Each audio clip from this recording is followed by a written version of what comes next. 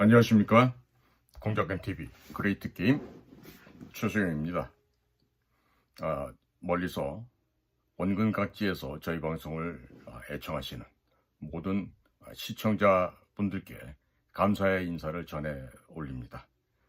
오늘은요, 이제 봄을 맞이하여서 서서히 대지의 기운은 떠오르고 있는데, 주변을 아무리 돌아보아도 우리 국민들이 즐거워할 만한 그런 일들이 별로 보이질 않습니다. 그래서 조세 관련한, 즉 우리의 그 징세가 너무 과도하게 많은 측면이 있어서 이 조세 제도를 여하히 개선시키고 또 발전시켜 나갈 수 있을 것인지, 오늘 제목은 조세 공산주의, 의료 공산주의라는 제목으로 말씀을 전할까 합니다.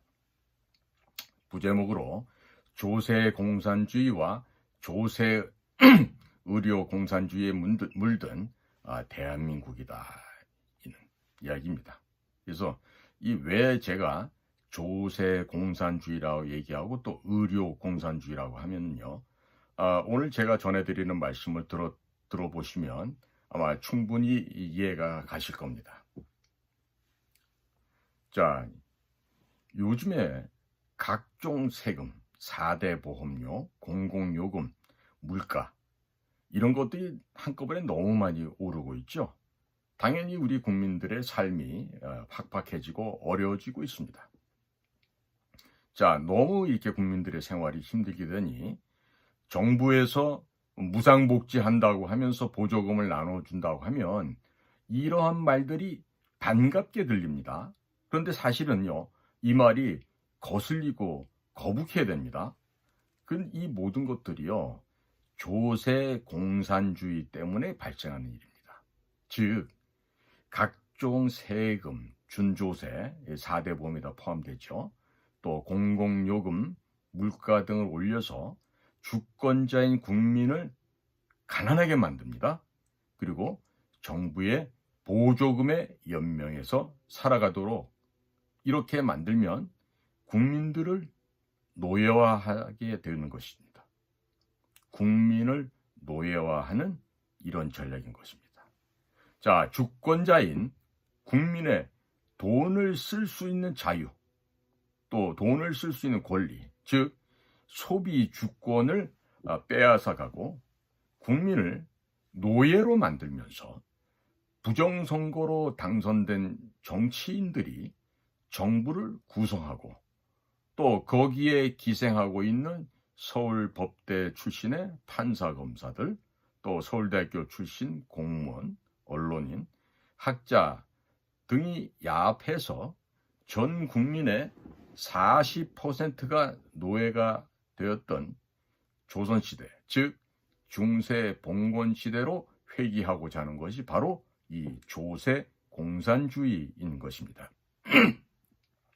이것은 보수 정권과 좌파 정권에서 연속성을 가지고 줄곧 진행되어 왔습니다. 보수 정치인과 좌파 정치인들이 한 통속이라는 뜻입니다. 서울대학교 출신 공무원들은 정권이 바뀌어도 지속적으로 계속 출세를 하고 있으니 모두가 공범이라고 해야 하겠습니다.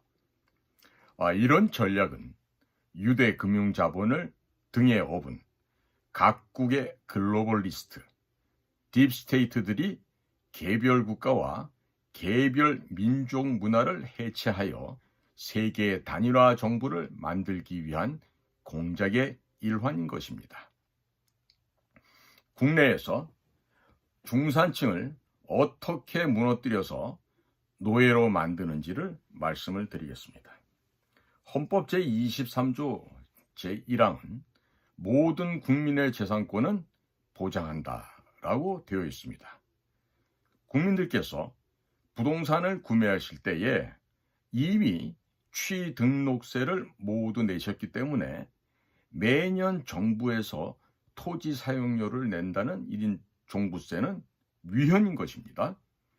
헌법에 명시된 사유재산을 정부가 임의대로 약탈해가는 것이 바로 종부세라고 해야 되겠습니다.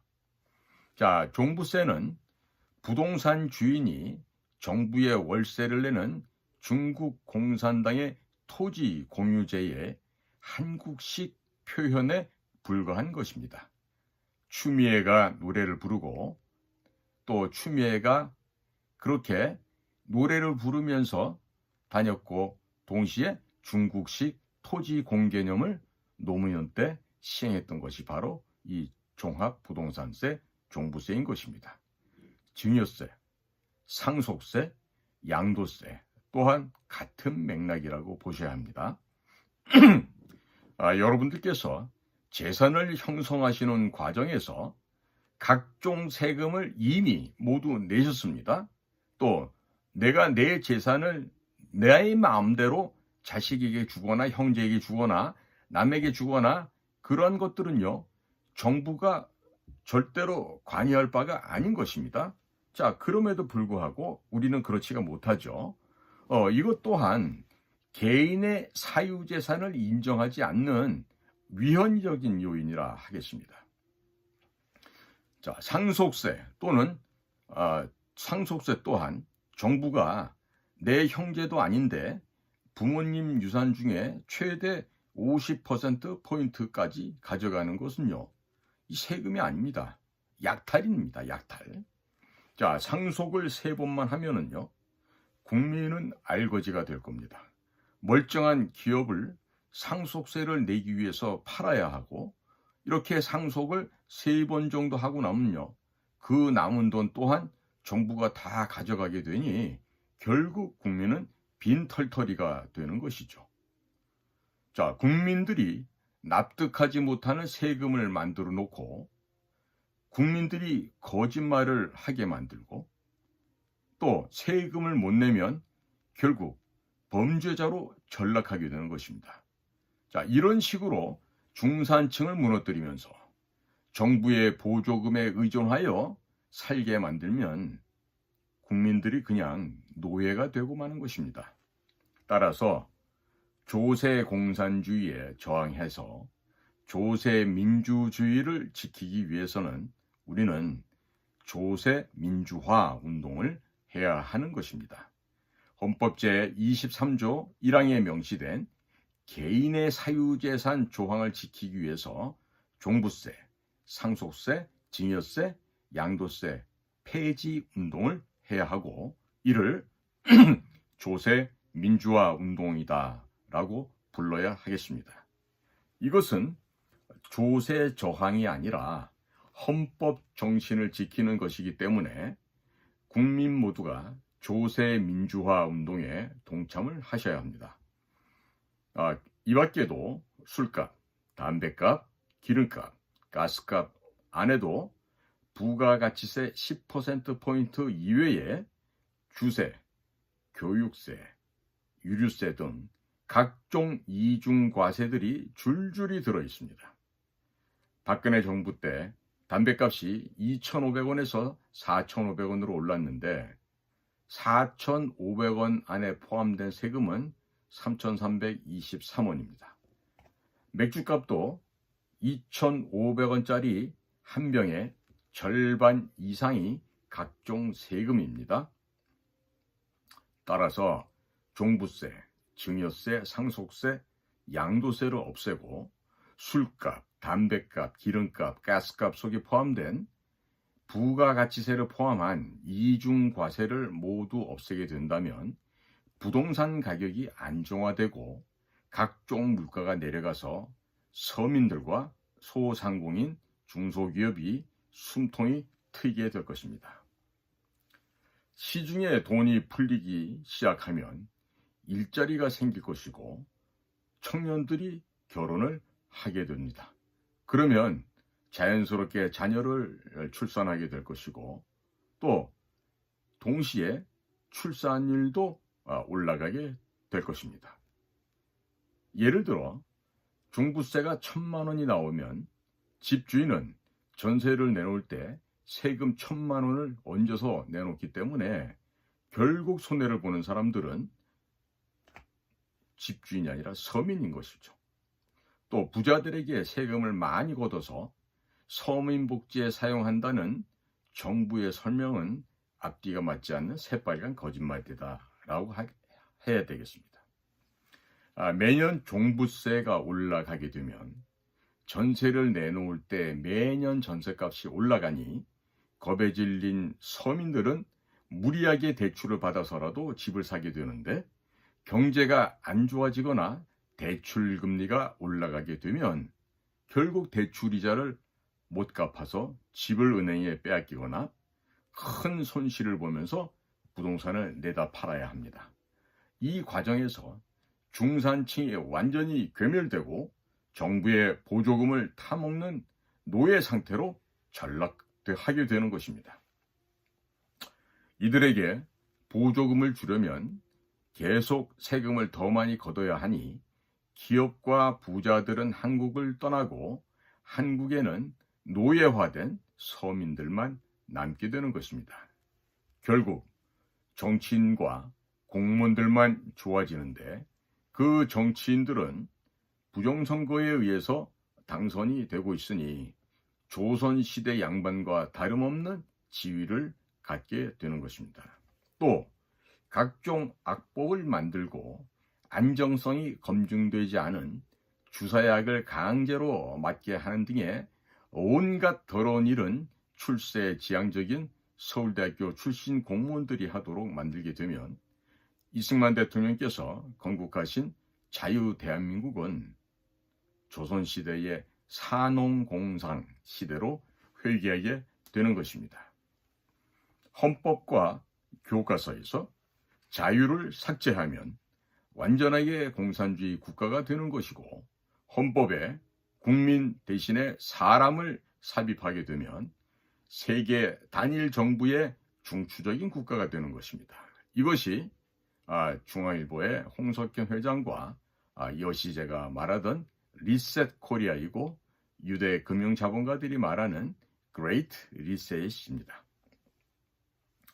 오늘 제가 하는 이 영상물은, 이 방송은 SNS로 널리 퍼뜨려 주시기를 바랍니다. 국민들께서 노예 상태에서 깨어나야 세상을 바꿀 수 있지, 대통령 한 명 바뀌었다고 해서 세상이 바뀌는 것은 결코 아닙니다. 20, 30대 신혼부부들이 영혼까지 끌어모아서 부동산을 구매했는데 최근에 대출 금리가 올라가고 있으니 줄줄이 부동산을 포기하고 있습니다. 이들이 죽을 때까지 벌어서 이자를 갚아야 하니 노예로 전락하게 된 것입니다. 또 개인소득세 또한 100억 원을 넘어가게 되면 45%포인트를 정부가 가져가는데, 어제까지 백수였다가 스타 인터넷 강사가 돼서 연봉이 100억 원이 넘어가게 되면 내가 열심히 한 것인데도 정부가 해준 것으로 착각을 하고 있습니다. 그래서 정부 한 게 아무것도 없는데 세금으로 가져가는 거죠. 자, 정부가 아무것도 하지 않고 있다가 내 소득의 45%를 가져가는 것은요, 세금이 아니라 약탈입니다. 약탈입니다. 그래서 우리는 조세 공산주의에 맞서서 조세 민주주의를 지키는 조세 민주화 운동을 이제부터 시작해야 될 것으로 믿습니다. 저 또한 여기 적극적으로 앞장을 서고 참여를 하도록 하겠습니다. 또 문재인 정권 때 법인세를 지방세 2.5%포인트 포함하여 27.5%포인트까지 인상시켰습니다. 그리고 52시간 근로제를 시행하고 최저임금을 급격하게 올렸고, 민노총의 불법 폭력 집회를 모두 방치하여 기업들이 모두 해외로 떠나버렸습니다.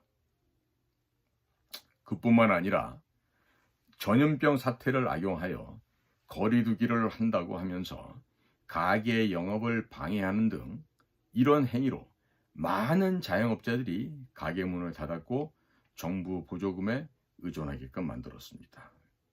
심지어 이 가운데 자살하는 분들까지도 나왔었습니다. 이 모든 것들이요, 조세 공산주의와 의료 공산주의에서 나오게 된 정책들입니다.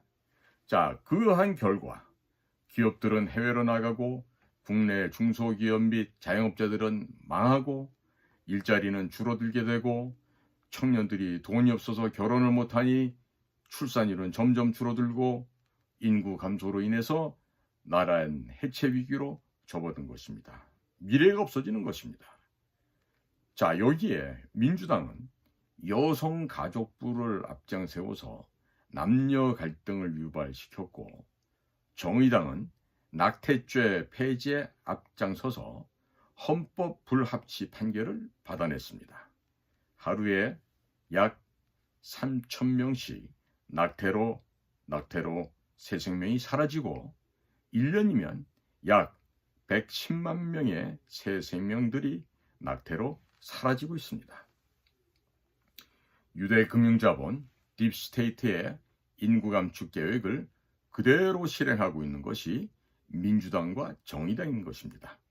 그리고 싸우는 척하면서 들러리를 서주는 것이 국민의힘인데 국민의힘은 2009년에 중국 공산당과 업무 교류 협약을 맺은 중국 공산당의 하부 조직이지 결코 보수 정당이 아닌 것입니다.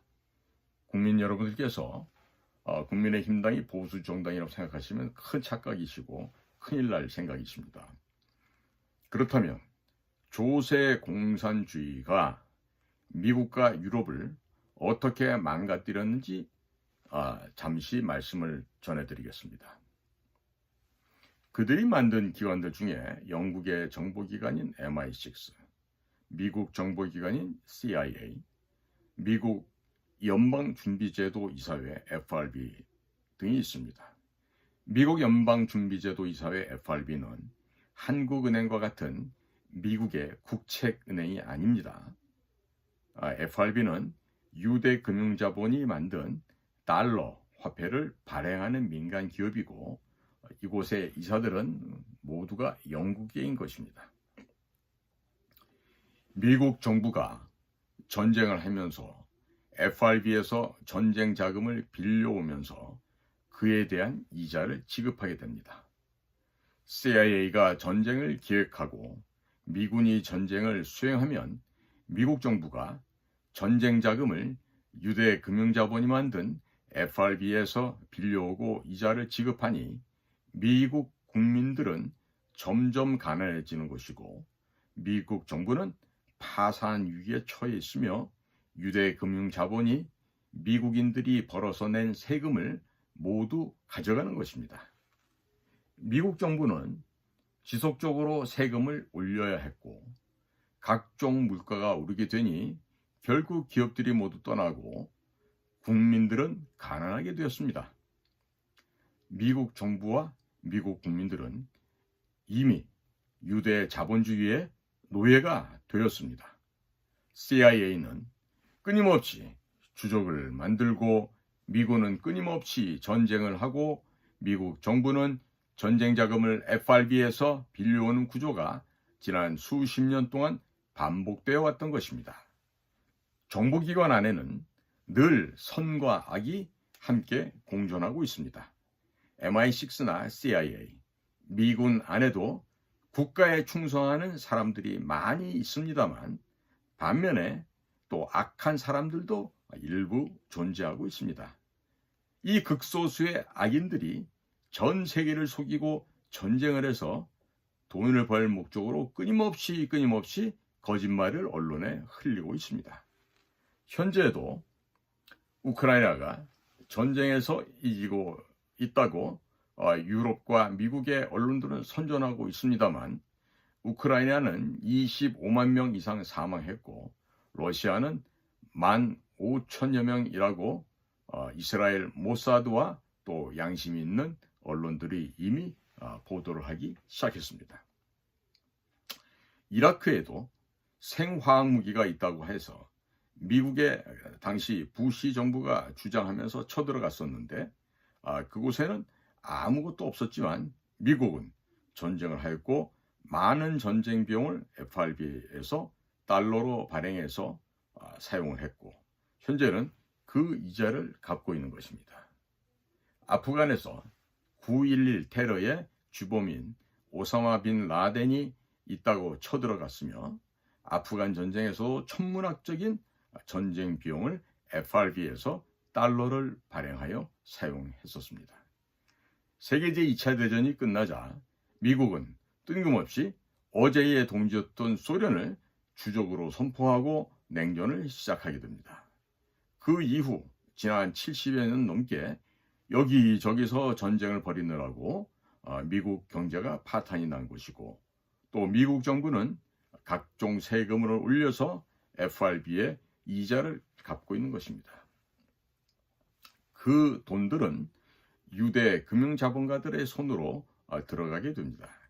미국의 바이든 대통령 아들이 중국과 우크라이나 기업에서 막대한 금액의 뇌물을 받은 사실이 미국 언론에 의해서 보도되고 있는데, 그들이 바이든 대통령을 보고 뇌물을 주었지 그 아들 헌터 바이든을 보고 주었겠습니까?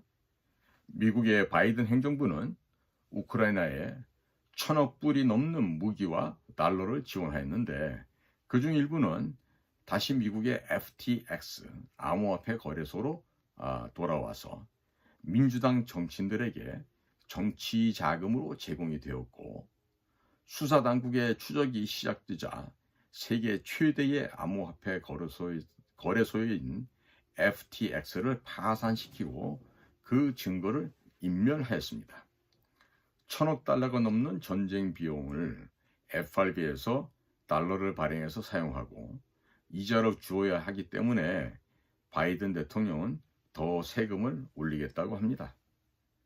국민들은 세금을 더 내야 되고, 따라서 미국 인구 92%포인트가 식료품을 구매하는 비용에도 부담을 느끼고 있다고 지금 최근 조사에서 밝혀졌습니다. 바이든 대통령은 자국 내에서 셰일가스 파이프라인은 잠궈버리고 이로 인해서 유가가 폭등하게 만들었습니다. 트럼프 대통령 때는 유가가 내려가고 일자리가 넘쳐나서 교도소의 죄수들까지 일자리를 얻을 만큼 일자리가 넘쳤는데, 대통령이 한 명이 바뀌었다고 해서 미국이 이렇게나 망해가고 있습니다. 바이든 대통령이 당선되는 과정에서 수많은 부정선거 증거들이 나왔음에도 불구하고 미국 연방정부, 주정부의 선관위원들, 법조인들이 모두 침묵하였습니다. 미국에서 7만 불, 한화 대략 9천만 원 정도를 벌어도 세금, 집세, 각종 이자, 공과금을 내고 나면 식료품을 마음껏 살 수 있는 여유가 없어서 두렵다고 합니다. 미국인들의 92%포인트가 식료품 사는 것이 두렵다고 하니 이 어찌된 노릇입니까? 조세 공산주의가 미국을 파산 위기로 내몰고 미국 국민들을 유대 금융 자본의 노예로 만들었다는 것을 우리는 반드시 기억해야 할 것입니다. 러시아가 우크라이나를 폭격하도록 유도하기 위해서 우크라이나에 생물 화학 무기 연구소를 설치했다고 미국의 우크라이나 차관보가 2022년 초에 미국 의회 청문회에 나와서 밝혔고, 이를 미국의 폭스뉴스가 보도한 사례가 있었습니다. 이미 유대 금융 자본에 의해서 장악된 미국의 바이든 행정부와 유럽 각국의 정상들은 지속적으로 우크라이나에 무기를 제공하면서 전쟁을 장기전으로 끌고 가는데, 이렇게 되면 전 세계 국민들이 기름, 가스, 식료품 등을 구매하는 데 있어서 더 많은 돈을 지불해야 하고 가난하게 되어지는 것입니다. 미국의 FRB는 강달러를 유지하면서 계속 금리를 올리고 있는데, 각국들도 함께 금리를 올려야 하니 각종의 대출 이자가 올라가게 되고, 부동산 대출이 많은 중산층은 줄도산할 수밖에 없는 현실인 겁니다. 이렇게 해서 각국의 중산층을 모두 무너뜨려서 정부 보조금을 타먹는 노예로 만들고, 교육을 마비시키고 전통 문화를 없애버리며 의료 공산주의를 시행하게 되면 전 세계를 유대 금융자본의 소나기에 들어갈 수 있게 되는 것입니다. 거기에다가 디지털 화폐까지 도입을 하면 유럽에 앉아서 서울의 어느 지역이든지 간에 서울에 사는 사람들의 현금이 얼마가 있는지까지 알 수 있게 되는 것입니다.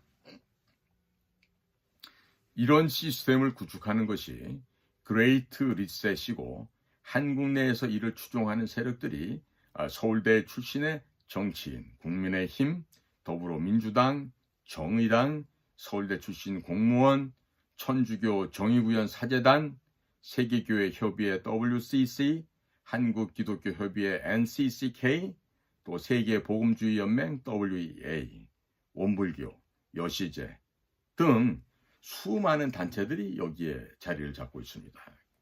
각 단체에서 일하는 실무자들은 자신들이 무엇을 하고 있는지, 자신들의 상급 기관의 수장이 어느 단체에서 어떤 활동을 하는지, 북한을 왜 다녀오는지, 북한 가서 무엇을 했는지 등 아무것도 모르고 있는데, 각 단체의 수장들은 자신들이 무엇을 하는지 잘 알고 있을 겁니다. 자, 게다가 김대중 정권 때부터 조선족을 한국으로 끌어들이기 위해서 18가지 특혜를 주었고, 여성가족부를 만들어서 남성과 여성이 서로 싸우게 만들었고, 차별금지법, 국가인권계획, 평등법 등을 만들어서 동성애자들을 우대하였습니다. 동성애자들을 홍위병으로 쓴 것입니다. 헌법 제36조 1항에는 혼인과 가족 생활은 개인의 존엄과 양성의 평등을 기초로 한다고 되어 있습니다. 양성평등은 남성과 여성이 평등하다는 의미인데, 여성가족부의 영문 명칭이 Ministry of Gender Equality and Family, 이곳에는요 woman, 즉 여성이 없습니다. 우리말로 직역하게 되면 성평등 가족부로 대한민국 헌법 36조 1항에 명시된 양성평등을 정면으로 위배하는 것입니다. 자신이 여자라고 생각하는 남자가 여탕에 들어가도 처벌을 할 수가 없게 되고, 신고한 사람이 처벌을 받는 것이 현재 한동훈 장관의 법무부가 추진하고 있는 국가인권계획이고, 더불어민주당과 정의당이 추진하는 차별금지법이요 평등법인 것입니다. 한동훈 장관 밑에 있는 서울대교 출신 법무부 공무원들이 정권에 상관없이 유대금융자본의 어젠다를 그대로 실행하고 있는 것입니다. 자, 차별금지법, 평등법이 통과된 영국과 유럽을 한번 살펴보시고, 또 미국의 각 주를 한번 살펴보시죠. 이러한 악법들이 통과되면 헌법도 무너지고 동성애를 금지한 성경은 불온서적이 될 것이며, 헌법에 명시된 언론의 자유가 완전히 말살되는 것입니다. 또 교육부 산하의 교육위원회에서 교과서를 개정하는 것을 한번 살펴보시기 바랍니다. 교과서에서 자유를 빼고 동성애가 좋은 것이며 사회주의, 공산주의가 좋은 제도라는 것을 아주 교묘하게 학생들을 가르치고 있습니다.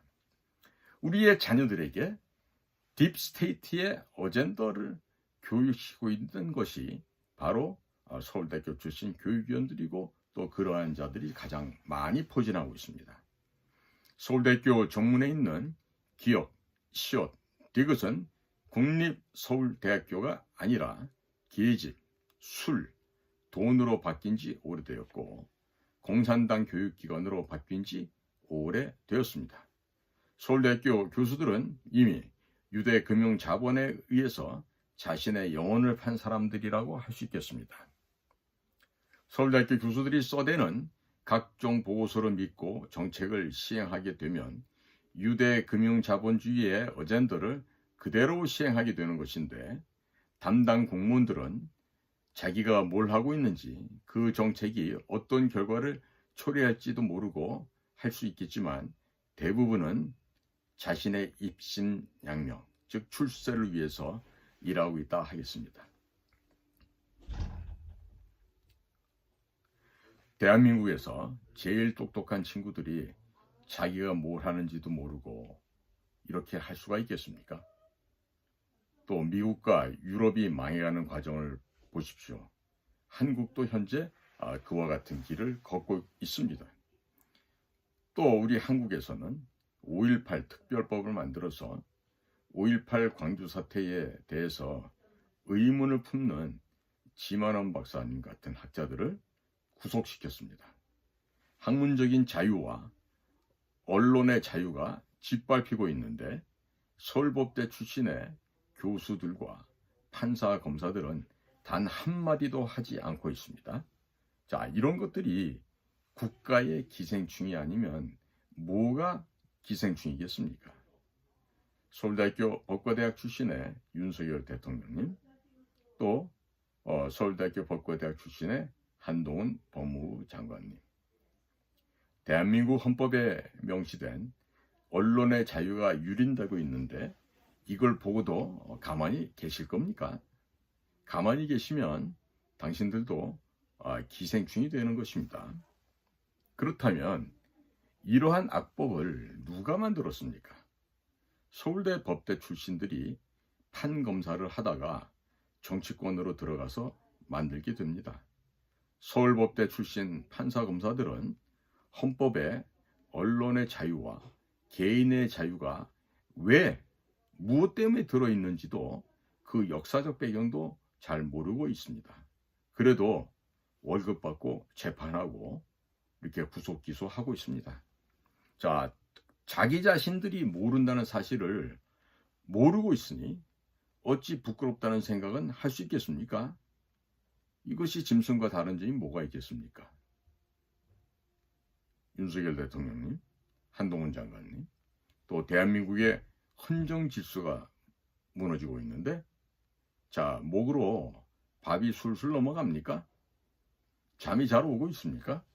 이미 대한민국의 서울대학교 출신들, 해외 유학파들은 유대 금융 자본의 노예로 전락하여 자신이 하는 짓이 조세 공산주의 확산에 기여하고 있다는 것도 모르는 채 동분서주하고 있습니다.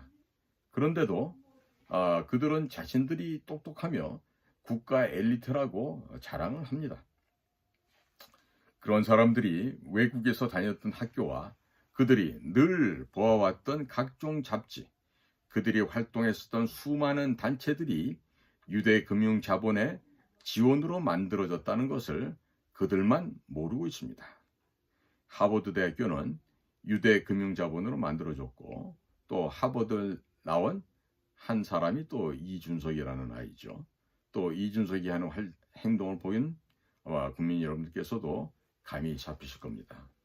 따라서 서울대학교 출신들이 정치인이 되거나 공무원이 되면 양심도 팔아먹고 부모도 팔아먹고 나라도 팔아먹고 국민들이 뽑아준 대통령도 팔아먹는 범죄를 저질러도 아무런 반성이나 회한 없이 무감각한 상태로 있는 것입니다. 자, 이렇게 보면 서울대학교 출신들은 사람이 아니라 이미 괴물이 되어버렸고 유대 금융자본의 하수인이 되어서 유대 금융자본의 어젠더를 따라 정치를 하고 각종 이상한 정책을 만들고 있는 것입니다. 그래서 보수 정권이나 좌파 정권이나 동일한 정책이 지속적으로 이름만 바뀌어서 만들어지고 있는 것입니다. 대통령 한 명을 바꾸는 것은 아무런 의미가 없습니다. 국민들이 깨어나서 정치인들과 공무원들을 감시해야만 하는 것이죠. 앞으로 서울대학교 출신들이 선거에 출마하면 100%포인트로 표를 주어서는 안 될 것이며, 서울대학교 출신 장 차관이 임명되면 집중적으로 감시를 할 필요가 있겠습니다. 대한민국을 건국과 부국강병으로 이끄셨던 이승만 대통령과 박정희 대통령 동상 하나 없는데 6.25 한국전쟁 때 대한민국을 침공했던 중국 공산당의 수괴인 시진핑 기념관이 있다는 것은 서울대학교 총장, 서울대학교의 각 학장, 또 서울대 교수들이 국민의 혈세를 뽑아서 빨아먹고 있는 기생충으로 전락했다는 것을 의미하고 있습니다. 서울대학교가 중국 공산당의 교육기관으로 전락했다고 하는 이 점은 상징적으로 잘 보여주고 있다고 하겠습니다. 중국 공산당에게 자신의 영혼을 팔아먹은 서울대학교의 유홍림 총장과 교수들에게 더 이상 월급을 줄 필요조차 없는 것입니다. 자, 유홍림 총장님 그리고 그 앞전에 서울대학교 총장님들께 여쭤보겠습니다. 후배들을 역사에 국가의 기생충으로 만들어 놓고도 밥이 넘어갑니까? 건국의 아버지 이승만 대통령의 동상 하나 없는데도 6.25 때 298만 명의 중공군을 이 한반도로 보내서 우리 대한민국의 통일을 막고 서울을 빼앗은 중국 공산당이요 또 그 중국 공산당의 주석인 시진핑 주석의 기념관이 서울대학교 안에 그것도 중앙도서관 정중앙에 위치하고 있다는 이 사실에 부끄러움을 못 느끼십니까? 이 사람이냐 짐승이냐 구분하는 기준은요 역사를 아는가 모르는가에 의거해서 구분할 수가 있습니다. 자, 그러면 서울대학교 총장 유홍림 총장은 사람입니까? 아니면 짐승입니까? 사태의 심각성을 못 느끼면 서울대학교 총장 출신의 짐승이 될 것이고 양복 입은 짐승이 되는 것입니다. 그냥 국민의 혈세를 빨아먹는 기생충이 되는 것이죠. 후학들에게는 또 뭘 가르치고 있습니까?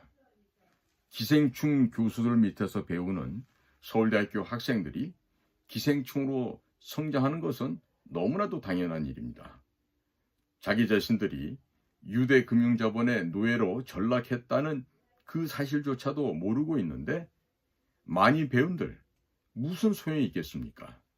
서울대학교 교수들이 해외에서 논문을 제출하는 기관도 이미 유대 금융자본에 의해서 장악당했기 때문에 그들의 어젠더에 반대되는 의견을 내놓게 되면 논문이 실지도 않고 연구비 또한 지원받지 못하며 심지어 서울대에서 발도 붙일 수가 없고 월급을 받는 것도 어렵게 됩니다.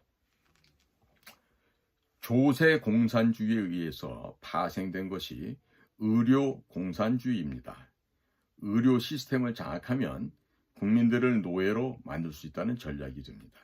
그래서 전염병 예방주사와 관련해서 수많은 부작용 사례들이 나타나도 서울대학교 의과대학 교수들이 침묵을 하고 있었던 것입니다.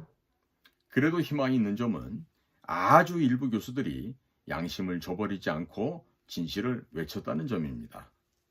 서울대학교 의과대학 가정의학과 졸업하고 학교 다닐 때 운동권 활동했던 정은경 질병청장이 전염병에 대해서 알면 뭘 얼마나 알아서 정책을 내놓을 수 있겠습니까? 질병관리청 안에서 전염병 전문가들이 몇 명이 있어서 이러한 정책을 만들고 있습니까? 한번 물어봅니다. 그냥 유대금융 자본들의 어젠더에 맞게끔 원고 써주는 대로 정은경 씨도 그냥 읽었던 것으로 보여집니다. 마스크를 실내에서 벗어도 되는데 버스와 전철에서는 써야 되고 전염병 예방주사를 안 맞으면 식당 출입도 안 되고 또 몇 시 이전에는 몇 명 이상이 식사가 되고 안 되고 몇 시 넘어가면 몇 명 이상 식사는 되지 않고 또 슈퍼마켓이나 편의점도 11시 이전에는 문을 닫아야 하는 등 지금 이 사람을 가지고 노는 것인데 이게 바로 의료 공산주의인 것입니다. 이것은 정책이 아니고 일종의 정신병입니다. 정신병입니다. 슈퍼마켓도 몇 평 이상은 저녁 11시 전에 문을 닫아야 되고 또 몇 평 이하는 저녁 11시 이후에도 영업이 된다고 하니 자, 동네에서 마주보고 있는 마트가 두 개가 있는데 하나는 문을 열고 하나는 문을 닫는 등 정말 웃지 못할 일이 벌어진 바가 있었습니다. 국민 여러분, 서울대학교 출신 교수들이 저항하는 것을 보신 적이 있으신지요? 전염병이 퍼지게 되면 약을 하나 만들기 위해서 최소 10년 이상 임상 실험을 하는 것이 상식인데도 전염병이 퍼지자마자 예방 주사액이 나왔다고 한다면 상식적으로 안전성을 의심하는 논문이 줄줄이 쏟아지는 것이 정상 아니겠습니까? 자, 이런 때도요, 그 잘났다고 하는 서울대학교 의과대학 출신의 의사들, 교수들이 단 한마디도 하지 않았습니다. 왜냐하면 정부에서 전염병 주사 한 대 놓을 때마다 2만 원 이상의 접종비를 주게 되니 돈벌이가 쏠쏠했을 것입니다. 또 제약회사에서 연구비를 받으려면 침묵해야 하지 않겠습니까? 이것은 서울대학교 출신들이 더 이상 국가의 엘리트도 아니고 똑똑하지도 않으며 뛰어나지도 않고 보편적인 양심도 없는 기생충, 괴물로 전락했다는 증거이기도 합니다. 이미 그들은 유대 금융자본의 하수인으로 전락해버린 것입니다. 조국 사태가 일어났으면 전체 서울대학교의 교수들이 들고 일어나서 조국을 해임하라고 난리를 쳤어야 정상이 아니겠습니까? 그런데 그런 일이 없었죠. 문재인 정권은 조세 공산주의와 의료 공산주의를 제대로 실천을 하였고, 그러한 결과 중소기업, 소상공인, 교회 등이 많이 문을 닫고 폐업을 하게 되었습니다. 현재 김규현 국가정보원장은 종교가 특이하게도 몰몬교로 되어 있는데, 몰몬교를 유대 금융자본인 프리메이슨이 만든 것을 우리 김규현 원장님은 알고 계시는지요? 또 김규현 국정원장님은 자기 자신이 프리메이슨의 어젠더에 놀아나고 있다는 것을 단 한 번도 깨달은 적은 없으신지 문의합니다. 혹시 유대 금융자본이 윤석열 대통령을 감시하라고 지령을 내렸던 것은 아닌지 한번 반문을 하게 됩니다. 박근혜 대통령 당시 외교부에 있다가 갑자기 국가안보실 제1차장, 제2차장을 하셨는데, 박근혜 대통령이 예수회가 만든 서강대학교를 졸업을 했고, 김규현 국정원장님은 예수회랑 아무런 상관이 없으신지 문의를 하지 않을 수가 없네요. 중국 공산당 전승절에 박근혜 대통령이 가실 때 왜 안 맞고 뭐 하셨습니까? 중국 공산당과 예수회가 사실상의 한 몸이 되었는데 김규현 원장님께서는 아무런 관계가 없으신지요? 로마 교황청, 예수회, 일루미나티, 프리메이슨, 로스트라일드, 시티 오브 런던, 워싱턴 DC, 또 로마 바티칸, 교황청, 이와 같은 이름들은 서로 다르지만 이 단체들의 공통점은 유대 금융자본에 의해서 모두 접수되었다고 하는 점입니다. 이들이 추구하는 그레이트 리셋, 세계 단일 정부가 실행되려면 각 나라의 경제, 국방 안보, 전통 문화가 모두 말살되어야 합니다. 각 나라와 각 민족을 무너뜨리기 위해서는 각 나라의 중산층을 무너뜨려야 하고, 그러기 위해서 각종 세금을 계속 인상시키며 교육을 장악하여 인문학, 종교, 민족문화 등에 대한 교육을 없애버려서 국민들을 중장기적으로 짐승으로 만들 필요가 있는 것입니다. 1923년 3월 태평양 잡지에 당시 대한민국 임시정부 이승만 대통령께서 공산당 당부당이라는 글을 게재하신 바 있습니다. 자유롭게 되기를 원하는 인간의 본성을 억압하는 것이 공산주의다 라고 공산주의에 대한 정의를 내리셨고요. 재산을 나누어 가지자는 공산주의자들의 주장에 대해서는 사람들이 모두 게으른 가난뱅이가 될 것이다 라고 말씀하셨습니다. 자본가를 없애자는 공산주의자들의 주장에 대해서는 지혜와 상공업 발달이 정지될 것이다 라고 말씀하셨고, 종교를 혁파하자라고 하는 공산주의자들의 주장에 대해서는 덕과 의가 타락한다고 말씀하셨습니다. 또 정부와 군사 그리고 국가 사상을 다 없애고 소련만 믿으면 된다는 공산주의자들 주장에 대해 이승만 대통령께서는 결국 배반당할 것이다 라고 말씀하셨습니다. 자, 그런데 100년 만에 대한민국 사회와 미국 그리고 전 유럽이 공산주의에 의해서 먹혀버렸다고 해도 과언이 아닙니다. 이제는 조세 공산주의와 의료 공산주의에 맞서서 국민 모두가 싸워야 할 때고, 기존의 두 정당을 모두 용도 폐기하고 새로운 정당을 만들어서 국가와 민족의 정통성과 헌법 정신을 지켜야 할 때라고 생각합니다. 다시는 종의 멍에를 매지 말자는 이승만 대통령의 유언을 우리 국민 모두가 지키려고 노력해야 할 때입니다. 경청해 주셔서 감사합니다. 고맙습니다.